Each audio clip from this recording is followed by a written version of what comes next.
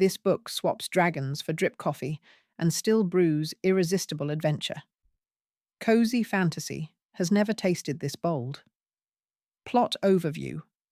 A retired orc sets down her axe to open a coffee shop. That single line captures the novel's entire promise. Violence traded for steam and cinnamon. Viv, the battle-scarred mercenary, seeks peace in the bustling city of Thune. She dreams of introducing coffee, unknown to locals, and building community from scratch. The stakes stay small, yet urgency never drops, because sabotage lurks behind every burlap sack. Rival gangs, cynical investors, and old comrades threaten to shatter her gentle plan. Baldree balances tension with warmth, pacing scenes like a barista frothing milk. Each chapter ends with a quiet hook, urging another sip instead of a cliff. By the midpoint, you crave both answers and an actual latte. The narrative proves slice of life can still race along when characters genuinely matter. It is comfort food storytelling, yet never empty calories. Flashbacks appear sparingly, seasoning the present rather than hijacking it. The result feels like reading a well-loved recipe card, smudged yet irresistible.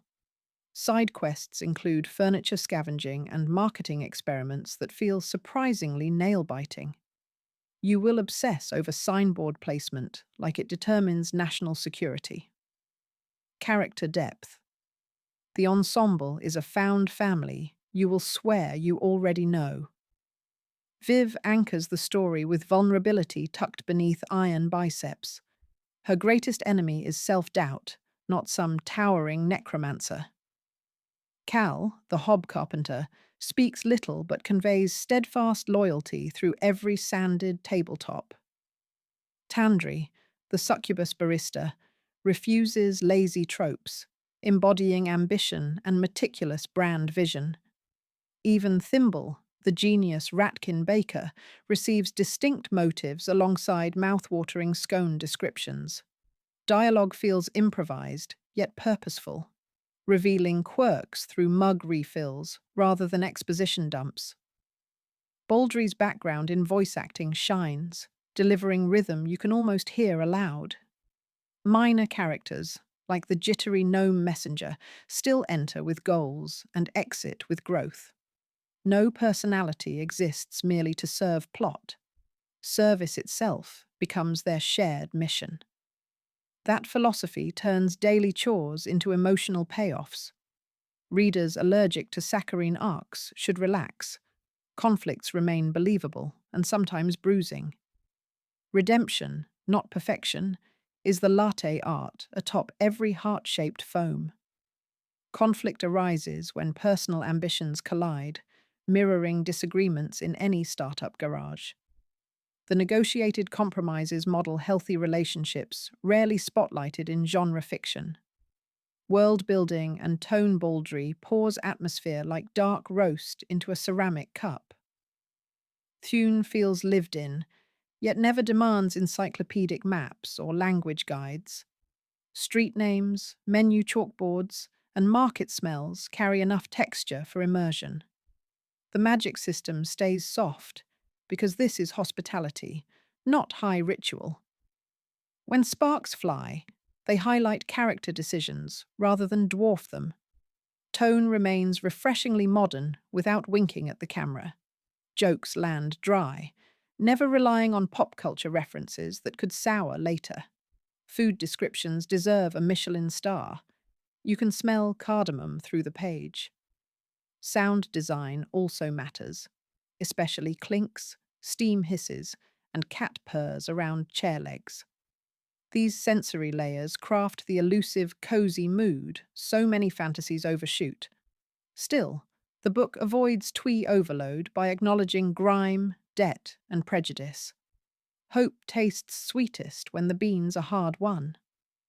Audio version fans receive extra foam via Baldree's own narration, full of subtle accents. He understands pacing pauses, like he understands letting espresso bloom. The result is an oral fireplace for stormy evenings. Patrons span races and classes, demonstrating grassroots harmony better than heroic speeches. Even graffiti on alley walls whispers stories of trade guild disputes. Is it worth your time? This novel reads as a palate cleanser for grimdark fatigue. At 308 pages, the story never overstays, mirroring a perfect afternoon cup. You can binge in one sitting or savor chapter by chapter like pastries.